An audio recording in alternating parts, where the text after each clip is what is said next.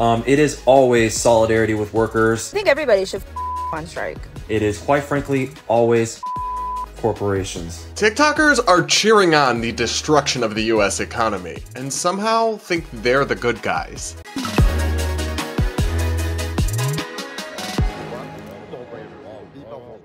TikTok's insane take on a looming labor strike, Democratic VP nominee Tim Walz needs a remedial lesson on the First Amendment, and a TikToker helpfully explains neopronouns to us old-fashioned types who don't think "zer" can be a pronoun. All this and so much more is coming up on today's episode of the Brad vs. Everyone podcast, my daily show where I take on the craziest ideas from across our politics and across the internet, all from an independent perspective. If you're new here, please do consider subscribing and sticking around, and regardless, do hit that like button to reward my suffering through all the stupidity, and do comment with your thoughts as we go along. I do read the comments, and I always love hearing what you guys have to say. Plus, I pick some comments to respond to in every episode, and if you leave your comment with a super chat or a super thanks, I'll definitely respond to it on the next show. And now, we've got to check in on TikTok, because the kids are not all right. TikTokers are currently egging on the International Longshoremen's Association, the union that represents East Coast port workers, you know, the people who work at different ports doing shipping and processing and all that at ports across the East Coast, who just went on strike. And TikTok, with its typical left-wing bent, is blindly cheering on this strike and insulting anybody who asks questions about it, despite the many facts of the situation that make these workers seem actually pretty unreasonable. Here's a compilation of TikTokers airing their views on the ongoing strike. I think everybody should on strike.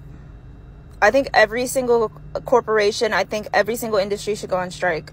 I think enough is enough, and I think we all should get paid what we deserve. And I think it's disgusting to see how many bootlickers and ass kissers are out there blaming the workers. I just saw somebody say, I understand why they're doing it, but now is not the time.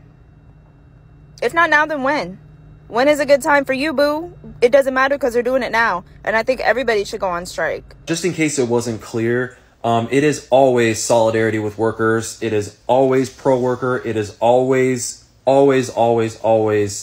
stand with workers. It is never stand with the corporations. It is, quite frankly, always corporations. If it's going to cost these shipping companies billions of dollars with a B, then why can't y'all just pay them folks what they want? It's going to severely impact the economy. You would much rather severely impact the economy than pay your workers a livable wage? If workers decide that now is the right time and place to go on strike, then it's the right time and place to go on strike.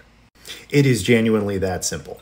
There's no second guessing it. There's no armchair quarterbacking it. They are the people that make that decision, and it's our job as people that support workers to support them in that decision.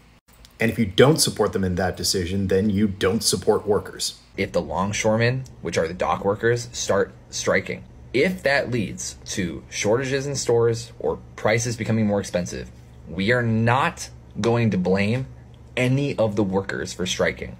Who are we going to blame? Because there's someone to blame. We are going to blame the, say it with me, the U.S. Maritime Alliance, which represents all of the major shipping companies, by the way, I think almost all of which are foreign owned, for holding the U.S. economy hostage so that way they don't have to, let me just check my notes here, pay wage increases and guarantee against certain jobs being automated away. So we will stand with those workers no matter how long it takes, because they have stood with us forever. Woo. Well, I'm glad the geniuses from TikTok have weighed in on this important story, but a few things are missing from their analysis, to say the least. For one, I love the chick that was like, if not now, then when? Maybe don't shut down shipping and the entire supply chain in the immediate aftermath of a massive natural disaster, Hurricane Helene, that has left tons of Americans stranded and in desperate need of supplies and the least equipped to deal with shortages or high prices or anything of the sort. Maybe just not at this moment, actually. And I have to laugh at the people who say, just pay a livable wage, because they just don't know what they're talking about. I mean, longshoremen often already earn 6 figures for a job that doesn't require a college degree, and good for them, but we're not talking about starving minimum wage workers here, okay? Plus, these gigs typically have very good benefits, and the employers that they're reviling here in these videos have offered them a 50% pay increase over 6 years. They're just holding out and demanding a lot more than that, 77%. So spare me the livable wage talking point, at least not in this case. Come on. And there's just something cultish about the way these TikTokers are approaching this issue in this black and white fashion, that there's workers versus companies, and you must always support the workers no matter what. So you're telling me workers could demand a 1,000% wage increase over 2 years, and you would still be like, gotta support the workers, solidarity. There's something silly here. Real life is never black and white. In any sort of complicated dispute or conflict, you can never just always blindly side with one side, no matter the facts in any situation. That's just NPC behavior. That's not being a critical thinker. I would never just blindly side with the corporations either, but in any dispute, you should look at the facts. You should actually investigate it with an open mind, and then through critical thinking, decide who to support. But this whole mentality of just always support the workers. If they say it's time to strike, it's time to strike. We don't second guess them or anything. Actually, no.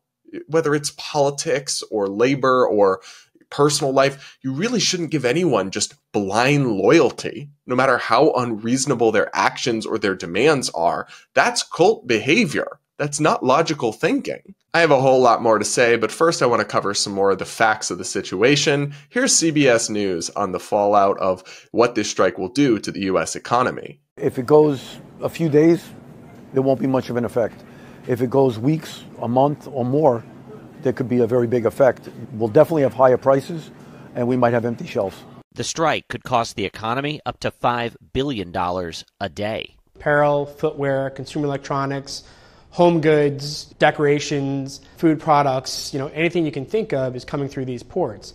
So they are vital to the economy, and it is critical that we get them back up and running. So yeah, guys, we're talking about a stranglehold on the economy here that this longshoremen's union is exploiting to demand unreasonable pay increases and a total block on all advances in automation technology in their field. This would devastate American families and consumers who are already strapped for cash and can't handle even higher prices, let alone shortages, especially in the aftermath of Hurricane Helene. But the Longshoremen's Union does not give a shit, frankly. And that's obvious from the public comments that the top mafia boss, the head of the ILA, Harold Daggett, has given in his public remarks, where he makes it pretty clear he doesn't give a shit about how much his strike hurts American families and consumers. Take a listen to this and tell me it doesn't sound like something out of a mafia movie, really. But today's world, it's changing into the future. They're not making millions no more. They're making billions, and they're spending it fast as they make it. I want a piece of that for my men. I'm not asking for the world. They know what I want.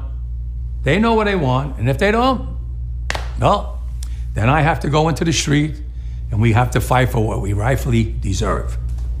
These people today don't know what a strike is. Right. When my men hit the streets, from Maine to Texas, every single port will lock down. You know what's gonna happen? I'll tell you. First week, be all over the news every night, boom, boom. Second week, guys who sell cars can't sell cars because the cars ain't coming in off the ships. They get laid off. Third week, malls start closing down. They can't get the goods from China. They can't sell clothes. They can't do this. Everything in the United States comes on a ship. They go out of business. Construction workers get laid off because the materials aren't coming in. The steel's not coming in. The lumber's not coming in. They lose their job. Everybody's hating the longshoremen now, because now they realize how important our jobs are. Who's gonna win here in the long run? You're better off sitting down and let's get a contract and let's move on with this world. And in today's world, I'll cripple you. I will cripple you, and you have no idea what that means. Nobody does. Again, tell me how this union boss doesn't literally sound like a mafia boss. He's threatening to cripple the entire US economy and cause mass layoffs for tons of Americans and higher prices for struggling American families because the employers have offered his union a 50% pay increase over 6 years. And most of them already earn six figures and have very good compensation packages. Plus, the employers have offered them to triple employer contributions to benefits, and that's not good enough for him. He's demanding a 77% wage increase and a total ban on automation technology and innovation that would make the ports more efficient over time. This is insane behavior. This is truly villain stuff. The idea that anybody should just blindly support this guy because labor, rah, rah, rah. No, actually, unions are capable of being greedy too and corrupt as well. And that's what we're seeing here. They're holding the entire US economy hostage during a disaster recovery because a 50% wage increase isn't enough for them. Guys, come with me for a second and imagine the reverse. Imagine that in a key industry that had a choke point on the whole US economy, all the companies got together and colluded to act like a monopoly and set one outrageously high price for their product. That would be illegal. That would be a violation of federal anti-competitive laws and antitrust laws, and pretty much what everybody would agree that that's not acceptable behavior. But when workers form a union and do essentially the same thing, somehow some people think it's okay. And you have to understand that part of what they're doing here is fighting against progress, trying to thwart innovation and progress in technology because they're afraid some of their jobs might be automated. But in doing so, they're blocking progress and they're going to destroy the industry and make it less competitive with international competitors. We already have remarkably inefficient ports compared to other countries because they've successfully blocked technology in the past. Imagine that back in the day, the union for people who worked sewing clothes by hand came out and was able to block the spread and implementation of sewing machines. In the short run, they would have protected jobs and enriched themselves, but in the long run, there would have been huge economic losses, and they would have actually destroyed their own industry because the US cloth manufacturing industry would have been totally uncompetitive with foreign competitors who were using more advanced technology and could produce much more at much lower costs. That's essentially what the longshoremen are doing here, folks. This is a complicated issue, and of course, we all want to see hardworking people treated fairly. But young people on TikTok and just Americans more broadly need to understand that cult-like deference and blind devotion to labor or unions is not smart. It doesn't make sense. It's a recipe for disorder and destruction, not progress or prosperity. But what do you guys think? Let me know in the comments below. I'm really curious for all of your thoughts on this developing story. And now we got to check in on the vice presidential debate that happened last night between Tim Walz, the Democratic nominee, and J.D. Vance, the Republican nominee, and one key moment where J.D. Vance destroyed Tim Walz over the question of free speech in the First Amendment. Let's take a look. You guys attack us for not believing in democracy. The most sacred right under the United States democracy is the First Amendment.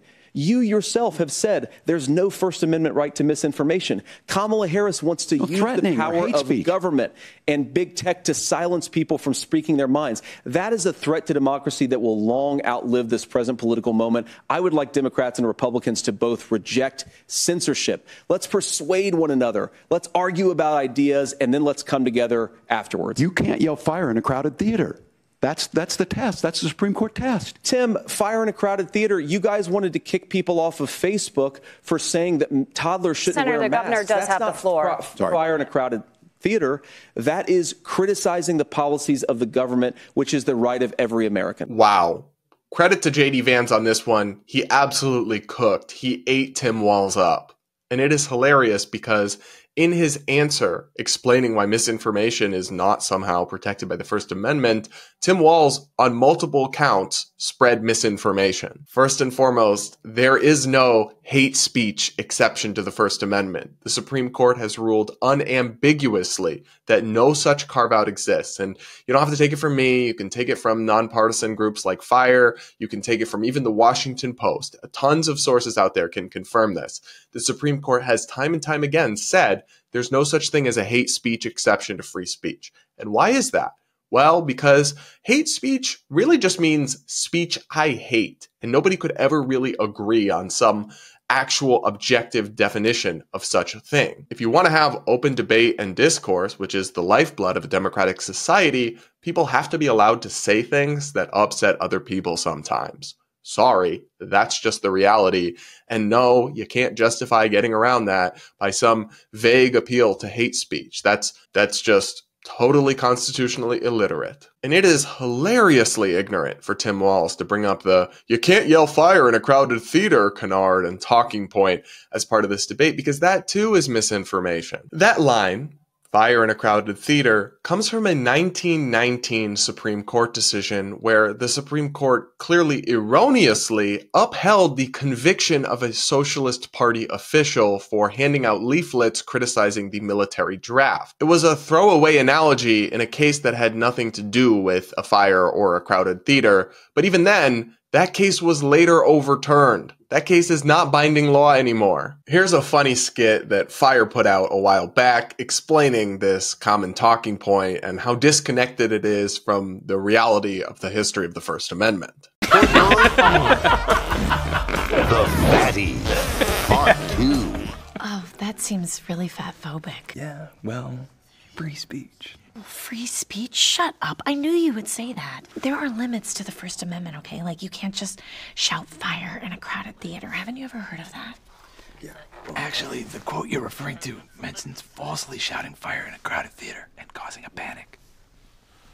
You see? Thank you. Exactly. It's illegal. Well, no, it's not illegal, though. In fact, that quote isn't even from a court case about shouting fire in a crowded theater. Who the hell are you? I'm Will, from FIRE. Well, fire guy, if it's legal, then why did they say you can't do it in the court case? They didn't. Shouting fire in a crowded theater was never something someone was put on trial for or a court ruled on. It was used as an analogy by Supreme Court Justice Oliver Wendell Holmes to illustrate that the First Amendment has limits. Exactly. Shh. But the ruling in that court case, Schenck v. United States, was later overturned. Well, maybe it shouldn't have been overturned. Maybe they got it right the first time. Well, it involved a socialist who was passing out pamphlets criticizing the draft during World War I. Really? Really. But like I said, they overturned it about 50 years later. And you think it shouldn't have been? It really makes you think about how censorship might be applied by those in power.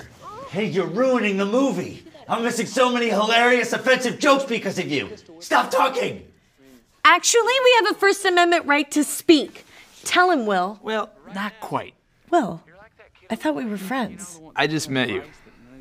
You don't want to be friends with my date, bro? Not cool. Listen, the First Amendment protects all kinds of speech, aside from a very few specific examples that can cause measurable harm to individuals, like true threats or incitement. But talking during a movie, you're just kind of being an inconsiderate asshole. Well, so are you. Touche. So, when Tim Walz pulls out the "can't yell fire in a crowded theater" canard, he is only further demonstrating his profound ignorance of free speech and the First Amendment and how these things actually work. I don't know about you guys, but I find it deeply disturbing and just profoundly concerning for a sitting governor and potential future vice president to show us time and time again that he has such a profound misunderstanding and disdain for our most fundamental freedom. But you guys let me know what you think in the comments. Are you as concerned by this as I am, or do you think he just misspoke or messed up his words or something? I don't know. Let me know what you think. And now it's time for Brad versus TikTok, my daily segment where I take on the craziest ideas from the Clock app. Pronoun of the day is slug.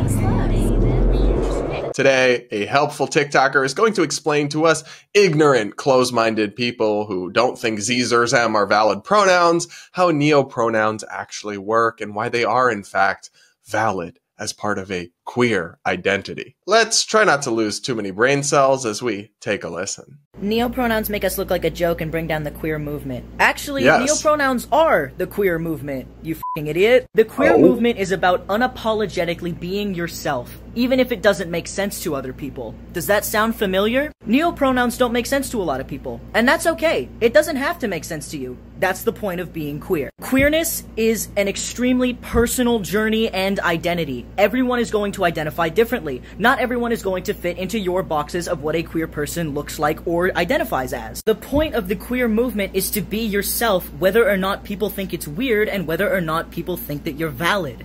It's about being you. You know what really brings down the queer movement? People saying that transgender people expressing themselves brings down the queer movement. You are invalidating and bringing down your own community and then claiming to be an activist when you're actually doing the opposite, believe it or not. Brush up on queer history, go to a gay bar. Love ya! Oh boy, don't you just love the condescending, schmarmy tone of this? Really, really delightful stuff. Argument here is just so absurd. Neopronouns are the queer movement. Well, if by queer you're talking about gay and transgender people, then that is just obviously objectively not true. Something that TikTok made up a couple of years ago can't be the core essence of a movement that's been around for decades and decades and decades. I mean, find me one person at the Stonewall riots from the historical record that was out here using ze/zer pronouns. And I just totally reject this idea that the queer movement or the queer community is all about just being yourself no matter what. No, that's completely vague and broad. It's about something very specific. It's about the freedom to love other people of the same sex and not be stigmatized for it. It's about the freedom of two adults to love each other and build a family and not be discriminated against or hated on just because of the fact that they're both members of one biological sex, and that's not the traditional norm. And to another extent, it's been broadened to include the rights of individuals who identify or want to live as a gender other than their biological sex. But it doesn't have anything to do with about just being whoever you are on the inside or whatever all that nonsense is. That's complete, vague, woke gobbledygook. And the more you expand and stretch the meaning of something, the more you dilute the significance of it and the actual powerfulness and potence of its message. I mean, what's the logical limit of this argument? Because at some point it's got to give, right? You can't seriously be telling us that if somebody tells us they identify as a cat and they want to start using meows pronouns, that we've got to go along with that or we're bigots. So I got to start what? Scratching their ears and giving them treats, or I'm some new kind of homophobe or queerphobe? That's just not reasonable. You're not making a winning argument there, babe. You're just not. Also, screw this idea that we can't critique people just because we're in the same community, because that certainly hasn't stopped the queer types from criticizing me over the years. And besides, you should never be in a cult. If you can't critique or push back or disagree with members of your own community, then you're not in a community, you're in a cult. This whole video just reeks of cope. It is an objective fact that the extremes of the gender movement, both neopronouns but also extreme radical trans stuff, is dragging down support for LGBT acceptance. That's just a fact. It's what's happening. And people like this don't like it, so they're trying to gaslight us and rewrite history and somehow tell us that we're traitors if we question their ever-expanding boundaries into new radical, incoherent, and nonsensical territory. No, and actually, you're the one that really needs to do some self-reflection, because you're bringing about great harm, whether you realize it or not. But what do you guys think? Am I just neopronoun phobic, or am I on to something here? Let me know in the comments. And now, I'll wrap up today's show by reading a few of your comments from the last episode. One person writes, "My 10-year-old son asked me to send you a super thanks and tell you the TikToker disturbed me.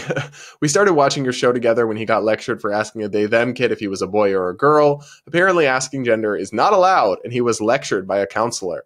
Then I was told I guess I could punish him for what exactly, I'm not sure. With wokeism, we have circled back to children are just small adults, capable of understanding abstract concepts and making life-changing decisions, despite decades of child psychology disproving this.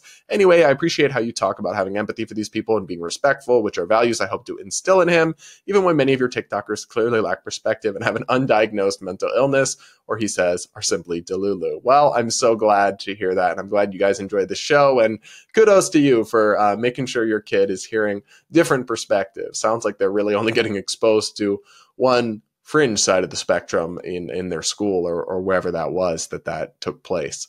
Another person says, Brad, I was the commenter who asked the Roe v. Wade question on the last video. While I don't agree with it being a political or government issue, hence my dislike of its overturn, I see the irony in the fact that the Supreme Court made it a government issue by ruling on Roe v. Wade in the first place, when it wasn't necessarily within their scope to do so.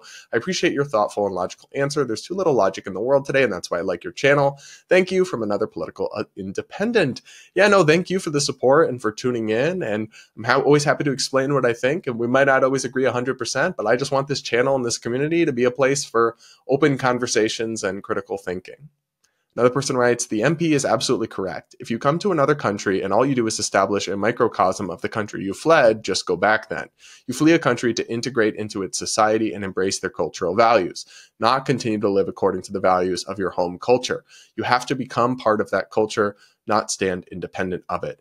I would agree with this with a little bit of nuance. I think it's okay to preserve your culture in terms of your the true cultural side of that, your food, your music, your religion, your traditions, that kind of thing I'm perfectly okay with, but you have to assimilate to our constitutional and political values if you want to be a part of our society. That's the thing. You just can't come to our country with active disdain for the core pillars of what have made our country great. That's what I have an issue with. But I'm not here saying that you have to totally erase your heritage and your norms and culture. No, that's part of what America is great. The reason we're great is that we are this beautiful melting pot, but we have to maintain core values as well. So it's a nuanced conversation.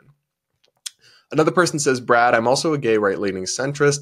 I was thinking about starting to do commentary after watching you, Clarkson, Jack Jewell, and Amir.